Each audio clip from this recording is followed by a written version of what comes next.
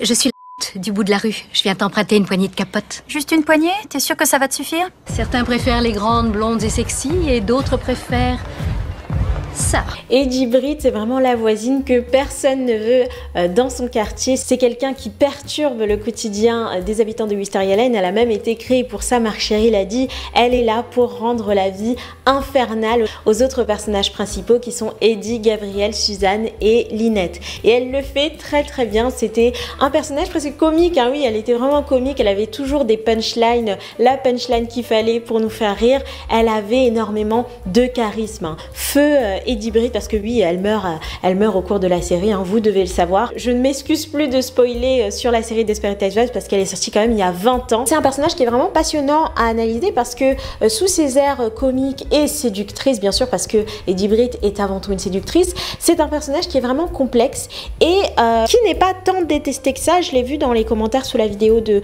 Gabriel Solis. Vous avez quand même un intérêt pour le personnage d'Eddie Britt et vous voyez à quel point elle est complexe. Alors on va s'y plonger dans cette vidéo. On va se plonger dans la psychologie du personnage d'Eddie Britt et son histoire, que révèle son passé, ses choix de vie, ses relations aussi avec les hommes, hein, qui sont quand même au centre de son personnage, mais aussi sa relation avec Suzanne qui est révélatrice de ce qu'est Suzanne, des choix qu'elle fait, mais aussi du rapport qu'elle a avec les autres femmes, parce qu'elle est en constante rivalité avec les autres femmes. C'est la rivale. Si on devait la résumer à un mot, c'est rival.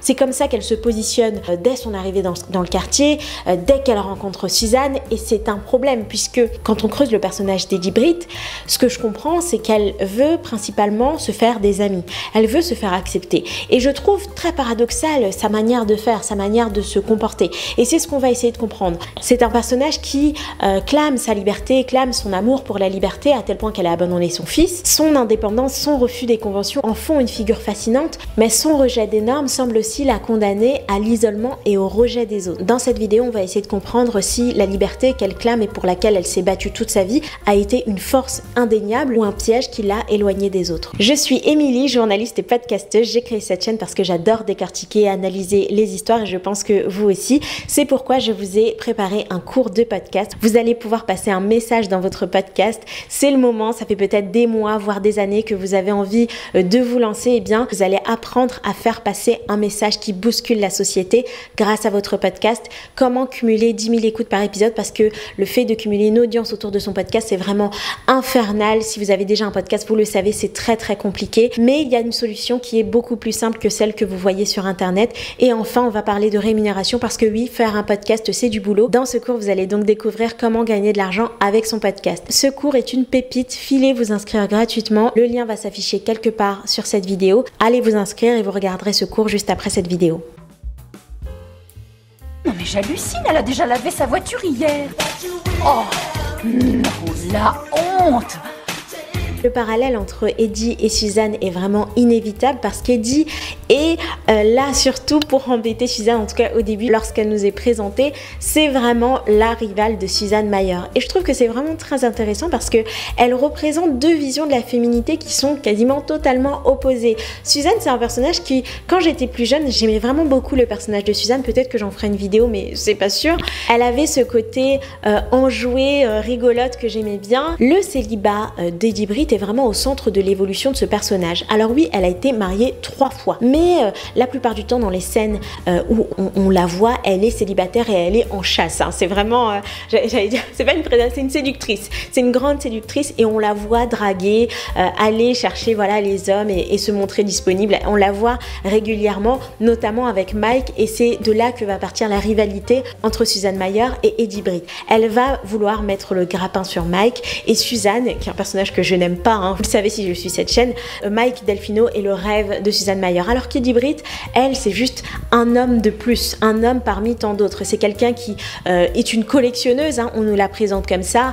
Elle a eu des relations avec d'autres plombiers, avec un prêtre, donc c'est quelqu'un qui va chercher l'interdit. Elle est constamment en train de repousser les limites de la morale, hein, parce que c'est ça aussi qui pose problème avec le personnage d'Eddie Britt, c'est qu'elle bouscule la morale, et elle bouscule, on va dire, la papesse de la morale à Wisteria Lane, c'est Brie Van de Camp. Brie Van de Camp ne peut pas supporter Eddie Britt parce que c'est une croqueuse d'hommes. Ed is married. Yeah, I'm a naughty girl.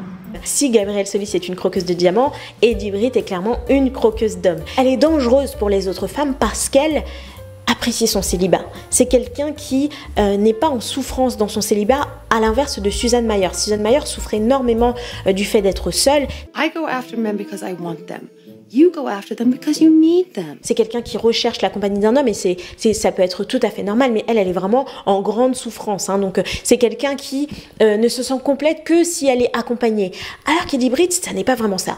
Elle recherche l'amour des autres, le regard des autres et l'amour des autres en général, hein, parce que même l'attention des femmes, elle la veut. Elle va la chercher dans un cadre de rivalité, mais elle a constamment besoin d'avoir les regards sur elle. Et donc elle fait tâche. Elle fait tâche dans Wisteria Lane parce que c'est un quartier où les couples sont les rois.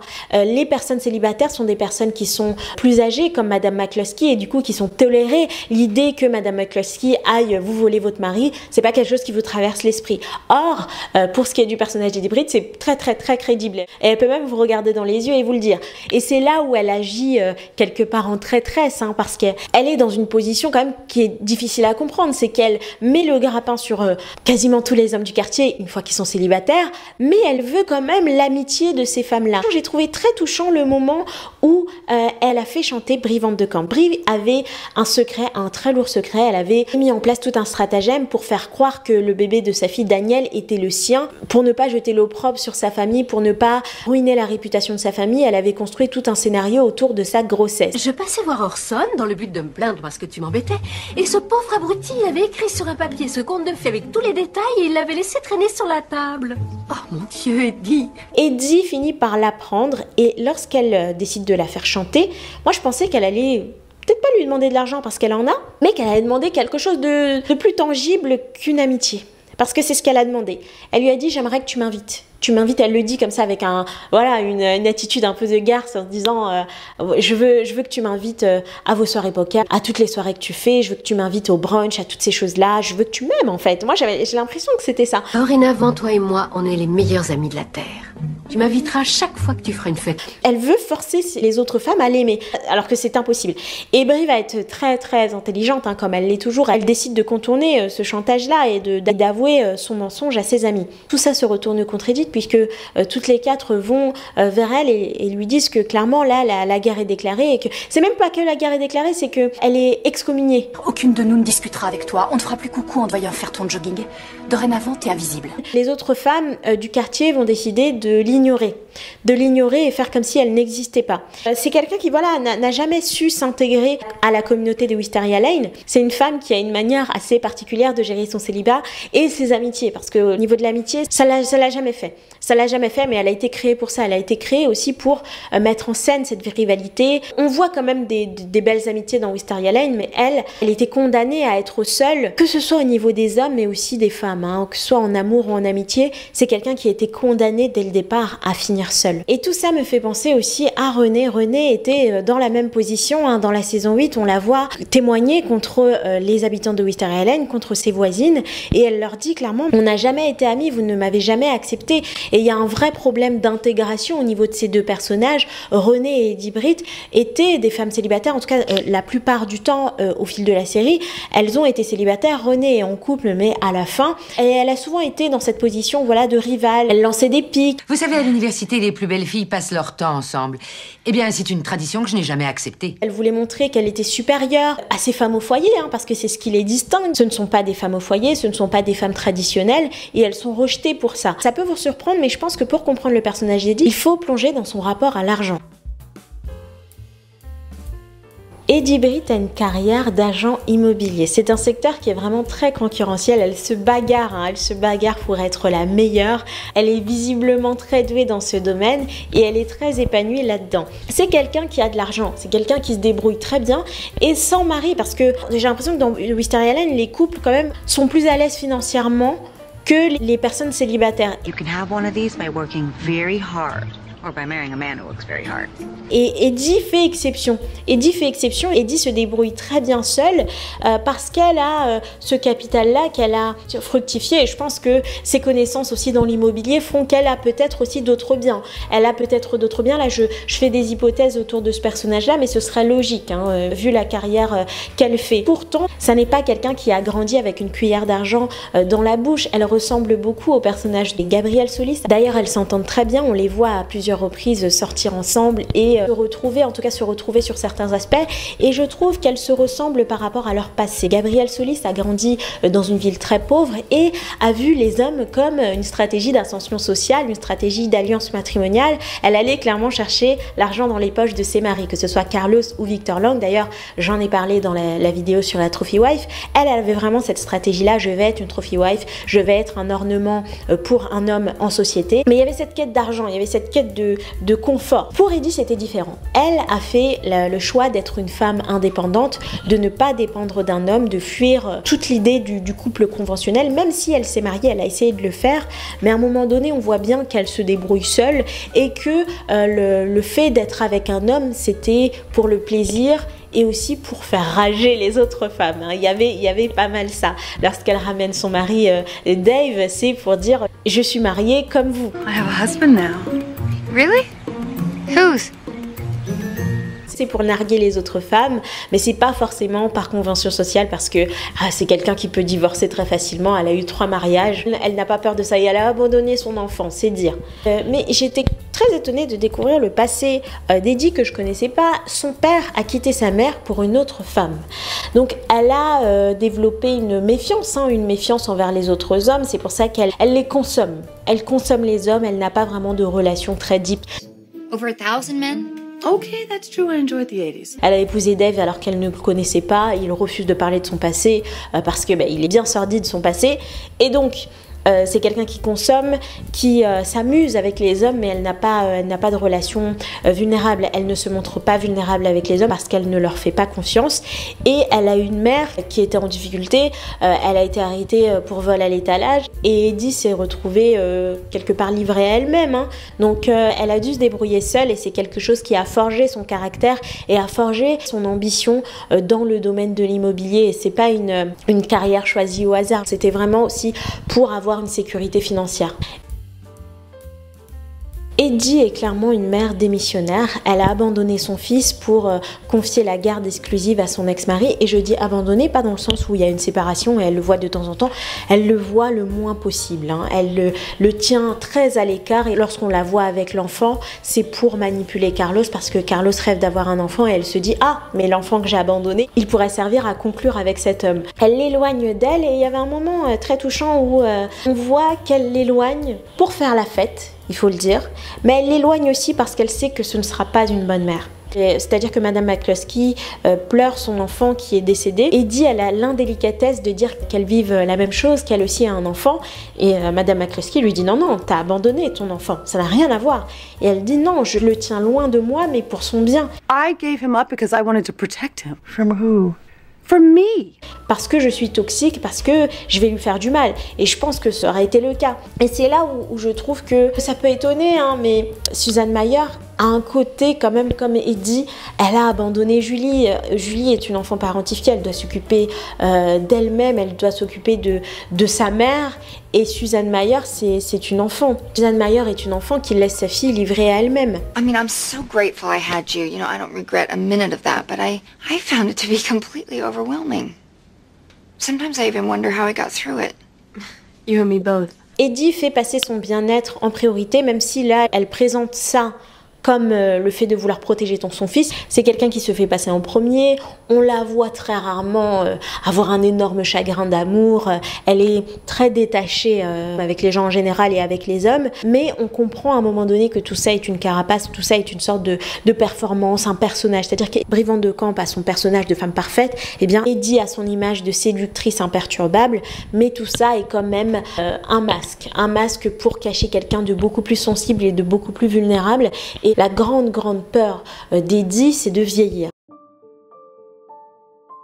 Elle est convaincue qu'elle mourra jeune. Elle est convaincue qu'elle ne dépassera pas la cinquantaine. Et à la fin de la série Desperate Housewives, on voit comment chaque personnage a évolué, comment chaque personnage a vieilli. Et je trouve qu'il y a une impossibilité de penser les personnages comme Eddie sur le très long terme. Que devient une femme qui a été séductrice la majorité de sa vie? Que devient cette femme très ambitieuse? Dans Les Simpsons, vous voyez que, je vous ai expliqué, la femme à chat, c'était une femme très très ambitieuse qui finit comme, elle est présentée comme une vieille folle qui vit avec 12 chats. Et donc, femme ambitieuse, vieille femme à chat, femme très très séductrice. Dans Sex and the City, on a le personnage de Samantha qui évolue différemment, qui va dans la cinquantaine, qui adore sa cinquantaine. On la voit dans sa cinquantaine avoir encore et encore des conquêtes, continuer d'être elle-même, alors qu'Eddie a un autre sort qui lui est réservé. On ne lui permet pas de s'épanouir dans son game, de s'épanouir hors du foyer, hors d'un couple, hors d'un mariage et dans la vieillesse. Elle meurt. J'ai été électrocutée, entourée de tous mes voisins. J'ai rendu mon dernier soupir. Elle finit par mourir. Et vous allez me dire, mais il y a eu des conflits entre le créateur de la série et l'actrice. Elle devait quitter la série dans tous les cas. Mais Catherine Meffer a déménagé. Il y a d'autres moyens pour faire quitter un personnage de la série que de la tuer. C'est fort en symbolique de tuer un personnage dans une histoire. Et Eddie avait ce rôle de mauvaise, de méchante, qu'il fallait quelque part punir. Et cette mort-là, je la vois comme une punition. Dans Desperate Housewives, j'ai l'impression que chaque personnage doit passer par une forme de purgatoire de ses péchés. On le voit, hein, tous les aspects religieux qu'il peut y avoir, enfin, des références religieuses avec la pomme d'Adam, qui est croquée, qui est synonyme de voilà céder à la tentation, avec le serpent, etc. Et la punition d'Eddie Britt est la plus dure, c'est la mort. Dans les femmes de Wisteria Lane, c'est la seule après Marie-Alice, parce que Marie-Alice était dans une souffrance, dans une culpabilité extrême, mais Eddie meurt. Eddie n'a jamais voulu mourir. C'est comme si elle se disait, je suis condamnée à mourir alors que je ne le veux pas. Ever since I was a child, I've known that I was never going to see 50.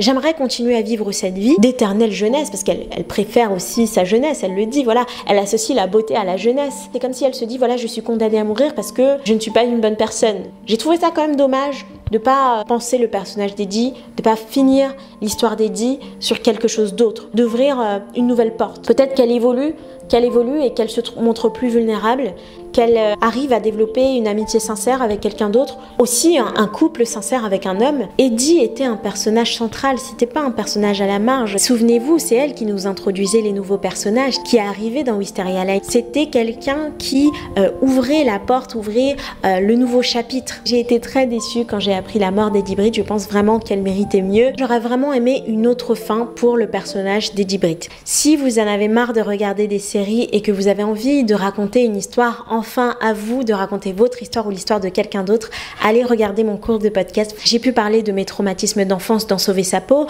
de mon histoire familiale dans La cassette de Yaïza et inventer une fiction avec Game Lover. Il y a beaucoup de choses à faire dans le podcast. Si vous avez envie de partager quelque chose de fort, que vous avez quelque chose qui vous pèse sur le cœur, c'est vraiment l'espace idéal pour s'exprimer, surtout si vous n'avez pas envie de montrer votre visage. Je sais que YouTube c'est très bien, je suis sur YouTube et j'adore ça, mais des fois on a envie d'être dans un espace intime où on n'est pas jugé, et le podcast c'est vraiment génial pour ça. Je vous souhaite un bon visionnage de ce cours et pour ma part je vous dis à bientôt dans une prochaine vidéo.